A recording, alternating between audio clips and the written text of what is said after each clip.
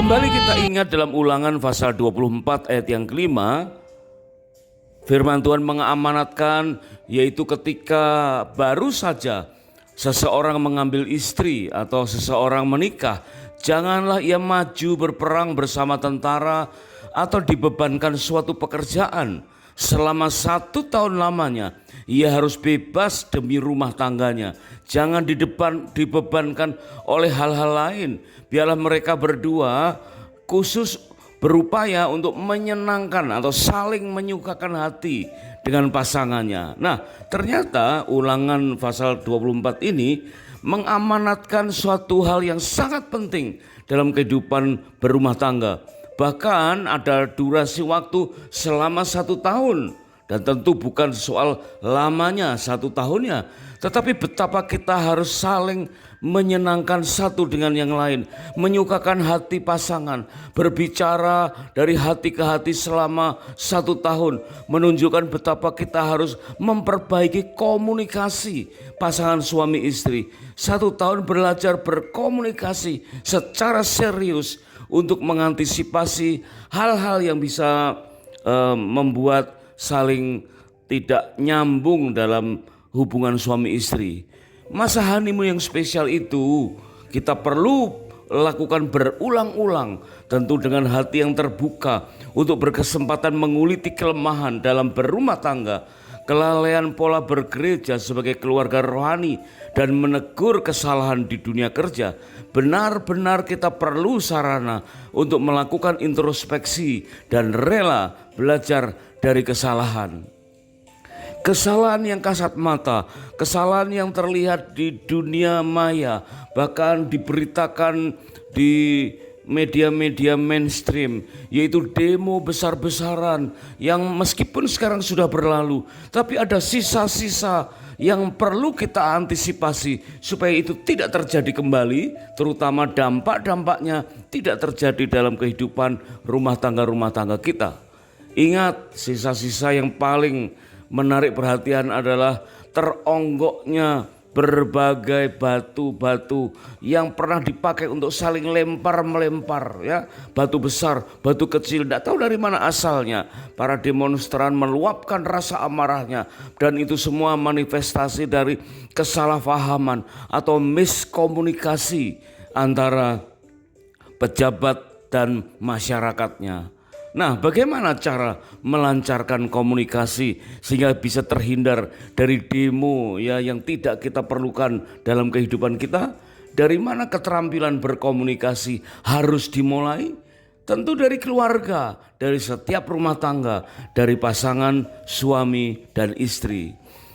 Kita tahu bahwa ada 3 penyebab utama terjadinya perceraian, ya, selain penyebab-penyebab yang lain tentu. 3 penyebab utama itu antara lain, yang pertama adalah segala sesuatu yang ada hubungannya dengan keuangan.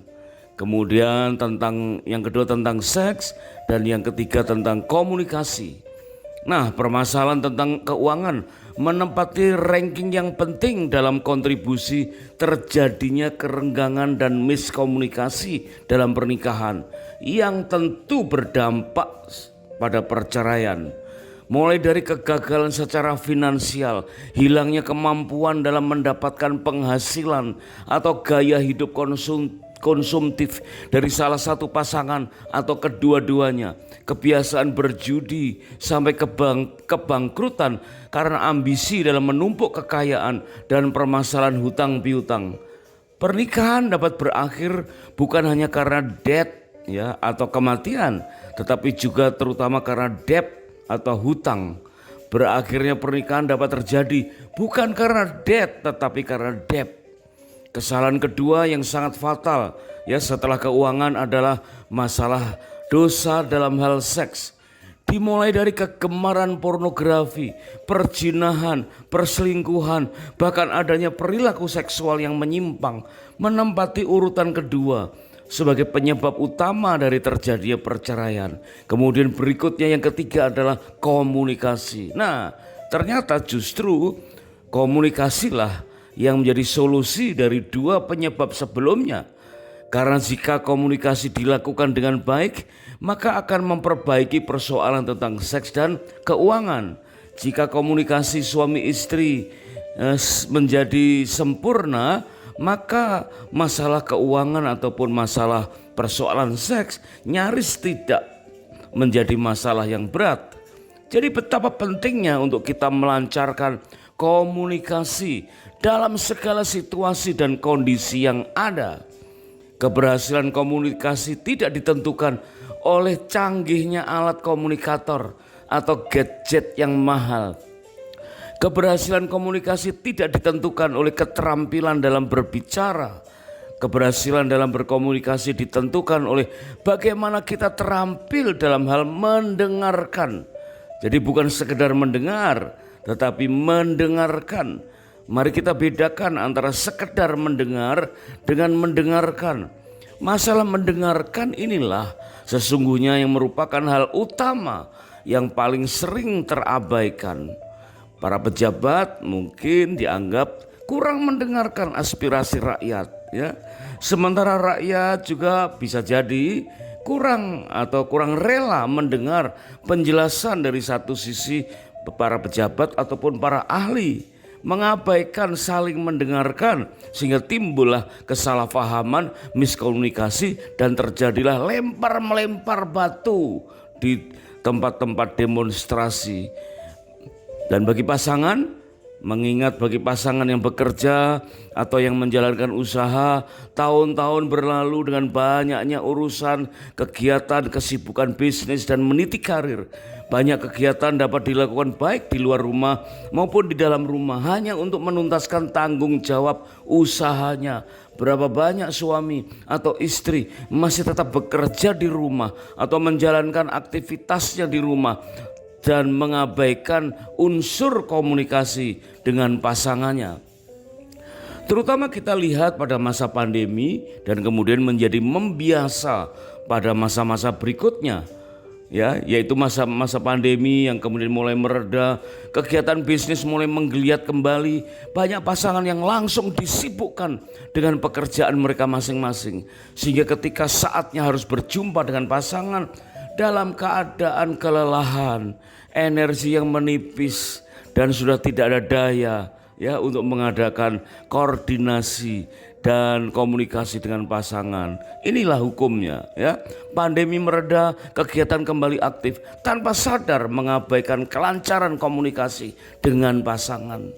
Mungkin kita menganggap ya sama-sama tahu ya, pasangan kan tahu kesibukanku bagaimana, masing-masing berprinsip pasangannya tahu kesibukannya seperti apa, dan masing-masing akhirnya jatuh dalam pengabaian unsur komunikasi. Meskipun saat ini masih terbilang waktu perjumpaannya cukup banyak, tetapi komunikasi dengan pasangan dapat terhenti oleh banyak hal. Antara lain adanya kekecewaan dengan pohon keluarga bawaan masing-masing yang tersingkap baik masa pandemi maupun sebelumnya. Permasalahan hidup yang sudah mulai menumpuk dan terabaikan.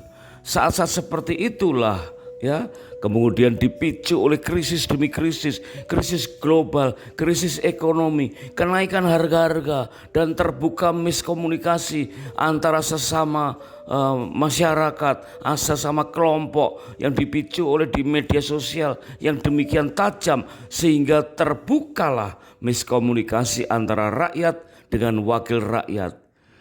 Dimulai dari masing-masing merasakan seolah-olah kurang diperhatikan, mementingkan masing-masing kegiatannya, kurang dalam pertemanan, dan ada banyak alasan-alasan lain yang akhirnya terjadi celah-mencela secara frontal. Hilangnya rasa aman dalam berkomunikasi, buntunya saluran-saluran komunikasi, sehingga benar-benar komunikasi dimulai dari rumah tangga dan kemudian termanifestasi dalam kehidupan sosial menjadi sangat-sangat terkendala. Nah, itulah kerikil-kerikil yang akhirnya menjadi gunung yang besar ya, yang akhirnya sulit untuk didaki. Kita mengenal ada 7 gunung yang memang ketujuh-tujuhnya harus kita daki satu persatu. Nah, tentu kita tahu prioritas-prioritas mana ya gunung yang harus kita daki. Di dalam kitab Wahyu pasal yang kelima ayat yang ke-12, firman Tuhan mengatakan bahwa Tuhan layak menerima kuasa dan kekayaan dan hikmat dan kekuatan dan hormat dan kemuliaan dan puji-pujian. Nah, dari 7 hal itulah maka kita kenal inilah kemenangan yang akan diperoleh oleh Tuhan, atau kita akan peroleh bersama dengan Tuhan. Karena Wahyu pasal 5 pasal yang ke-7 menunjukkan bahwa peperangan akan dimenangkan oleh orang-orang percaya bersama dengan Tuhan yang akan berhak menerima 7 hal, yaitu kuasa, kekayaan, hikmat, kekuatan, hormat, kemuliaan dan puji-pujian. Amin. Dan ternyata 7 hal itu jika kita perdalam ternyata merupakan 7 bagian atau 7 gunung ya yang ada dalam kehidupan kita. Yang pertama adalah gunung kuasa, dan itu kita sebut sebagai government, yaitu gunung tentang profesi-profesi yang berdekatan dengan lembaga-lembaga kepemerintahan ya, baik itu eksekutif, legislatif, yudikatif.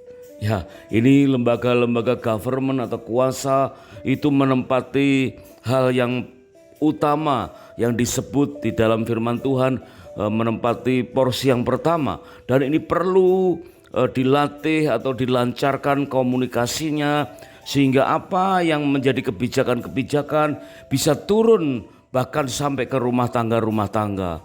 Dan kata kuasa atau the power di dalam God word, Alkitab God word of power, kemudian TPT disebut great power and might, dan ini berbicara dalam King James disebut dunamis, merupakan suatu kuasa yang memang Tuhan berikan, kuasa yang kita harus hormati ya. Ini merupakan gunung yang gak semua orang bisa ada di dalamnya, dan alangkah indahnya jika keluarga-keluarga Kristen, anak-anak Tuhan mampu mendaki gunung yang pertama ini sehingga mampu menguasainya bahkan ketika masih menjadi kerikil ya, artinya perjuangannya tidak terlalu berat. Kemudian yang kedua adalah kekayaan. Ini gunung kekayaan, gunung bisnis, artinya apa saja yang ada hubungannya dengan perdagangan ya. Dan perdagangan ini perlu dilakukan dengan ketulusan, kejujuran, dan hati yang berserah, minta hikmat kepada Tuhan untuk memperoleh kekayaan, dan kita tidak lagi diperhamba oleh kekayaan ya, tetapi benar-benar bisnis ini dikuasai, bahkan sejak kerikil sampai menjadi gunung yang besar pun sanggup untuk kita kuasai. Dan yang ketiga adalah gunung hikmat atau education atau pendidikan ya. Ini termasuk lembaga-lembaga pendidikan dari ya yang paling terendah, anak-anak balita sampai ke perguruan tinggi, lembaga-lembaga pendidikan pengajaran baik di lembaga rohani maupun sekuler. Ini merupakan gunung ketiga yang juga perlu dikuasai bahkan sejak dari kerikil sampai dengan gunung yang besar. Kemudian yang keempat adalah kekuatan atau family. Ini sesuatu yang luar biasa ya. Kata kekuatan menurut Alkitab terjemahan God word disebut strength ya. Strength di dalam kamus Gerika 2479 disebut ichus ya, atau exkos, yang bermakna sebagai forcefulness, literally maupun figuratif, kemampuan dan kekuatan. Dari pengertian tentang area keempat ini atau gunung keempat ini, kita bisa mendapatkan pengertian bahwa keutuhan dalam berumah tangga adalah kunci kekuatan dalam berbagai hal, ya, dalam berbagai segmen atau berbagai peperangan berikutnya. Jika keluarga lemah, maka akan hilanglah kemampuan dalam menghadapi gunung-gunung yang lainnya. Namun kenyataannya banyak rumah tangga yang mengabaikan area F ya, area family atau area kekuatan. Tak heran terhambatlah komunikasi dengan pasangan dan berkuranglah kesempatan untuk saling mendengarkan, dan akhirnya terjadi hal-hal yang fatal yang mengglobal di ranah masyarakat secara umum.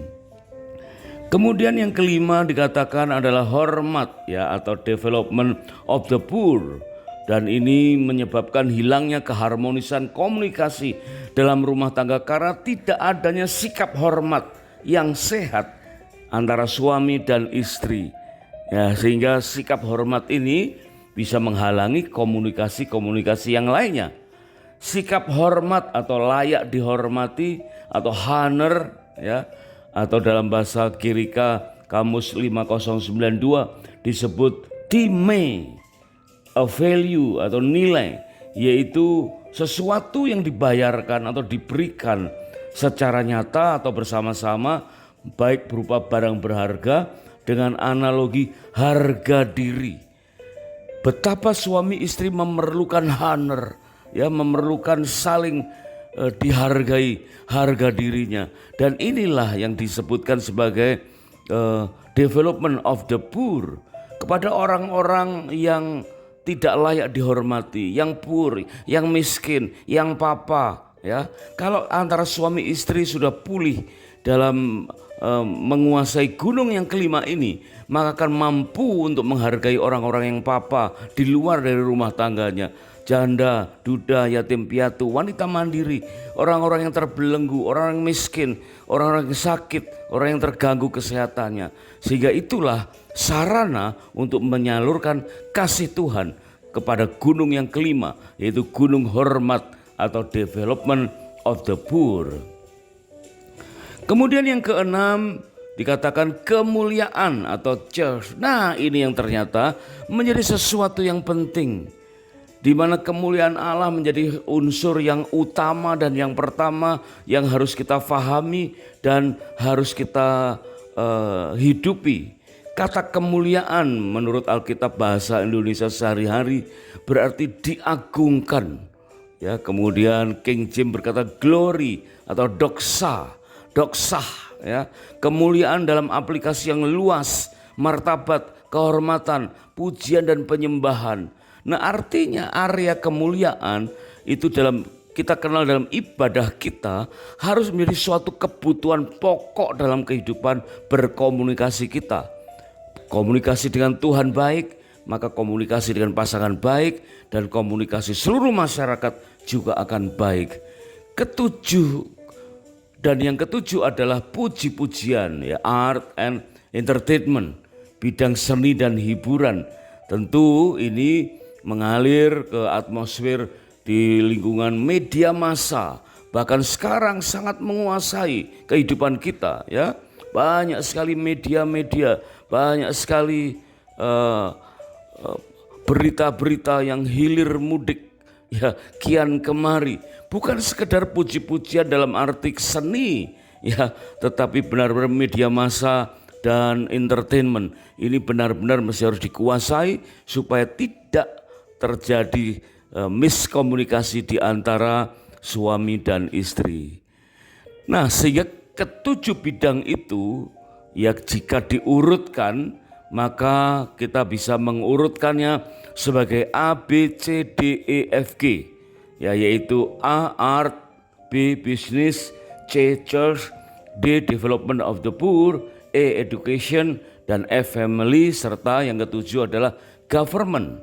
Mari kita simak rangkuman dari ketujuh gunung itu. Meskipun awalnya seperti kerikil ya, mungkin kita mengabaikannya, kita tidak menganggap itu sebagai hambatan karena kerikil kecil ya. Tapi jika dibiarkan itu menjadi membesar, menjadi sesuatu yang sulit untuk kita fahami ya, bagaimana kita ada di dalamnya.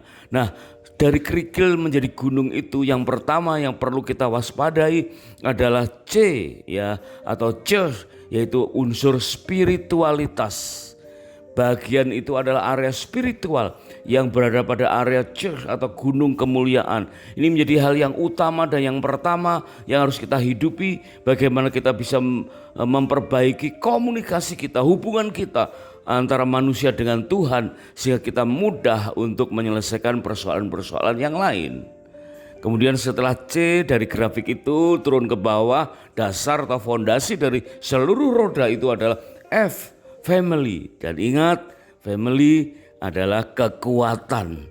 Dan dari dua area atau gunung inilah, yaitu area church dan area family, maka kita mampu untuk memenangkan gunung-gunung yang lain, kerikil-kerikil yang menggunung yang lain, ya, yang meskipun itu bagaikan ancaman yang begitu besar, tetapi kita mampu untuk menaklukkannya. Kita mampu hidup di dalamnya, menguasainya, sehingga kita bisa memperbaiki unsur komunikasi antara suami istri dan masyarakat akan menjadi damai sejahtera. Unsur kemuliaan dan unsur family menjadi sasaran yang utama, prioritas pertama sebelum kita memenangkan gunung-gunung yang lain. Nah, saat kita mengadakan bulan madu kedua, dapatkan pemahaman lebih mendalam dan mengalami manfaat yang maksimal. Bagaimana kita memperbaiki, ya, komunikasi yang pertama antara suami dan istri, sehingga kita mudah untuk menguasai gunung-gunung yang lain. Ada banyak kejadian-kejadian yang mencerminkan kita abai, ya, dengan gunung-gunung itu yang berawal meskipun berupa kerikil, ya. Padahal kalau sejak kerikil kita sudah mampu memahami dan menguasainya, maka ketika kita ketemu gunung, maka kita akan mudah untuk menghadapinya. Karena begitu kerikil itu diabaikan dan menjadi gunung yang sulit untuk kita taklukkan, maka persoalan miskomunikasi akan terjadi di antara suami istri, sehingga ancaman perceraian akan menganga di depan kita.